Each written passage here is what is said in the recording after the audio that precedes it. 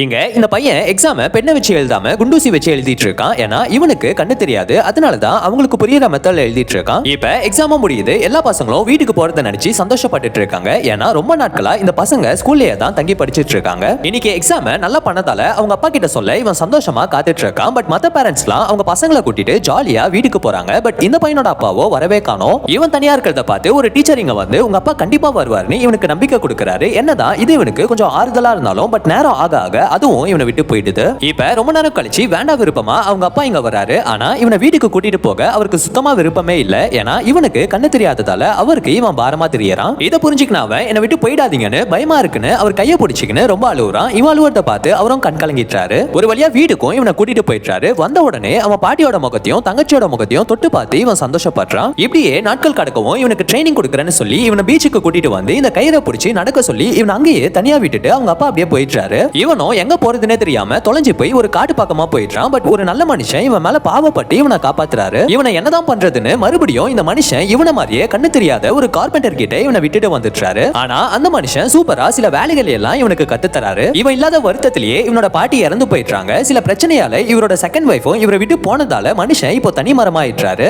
அப்பதான் இவர் பையனோட வேல்யூ இவருக்கு புரியுது. சோ உடனே அந்த கார்பெண்டர் வீட்டுக்கு போய் அவன் கிட்ட மன்னிப்பு கேட்டு ஒரு குதிரையில அவர் பையனை ஏத்தி மறுபடியும் அவனை வீட்டுக்கு கூட்டிட்டு வராரு. இப்ப வர வழியில சடனா இவங்க வர பாலம் உடைஞ்சி இந்த பையன் ஃபோர்ஸா ஆத்துக்குள்ள விழுந்துட்டான். இதை பார்த்ததும் அவங்க அப்பா பதறி அடிச்சு போயிட்டாரு. ரொம்ப நேரம் போராடி ஒரு வழியா அவனை காப்பாத்தவும் செய்யறாரு. பட் அன்பார்ச்சுனேட்லி அந்த பையனோட மூச்சு நின்னு போகுது. இந்த அப்பாவி பையனை நம்ம ரொம்ப கஷ்டப்படுத்திட்டோமேன்னு கதறி கதறி கடவுள் கிட்ட இவன் உயிருக்காக இவர் அழுதுட்டே பிரேயர் பண்றாரு. பார்த்தா ஒரு ஒளி மாறி இவன் மேல பட்டு சடனா திரும்பவும் இவனுக்கு உயிர் வந்துடுது.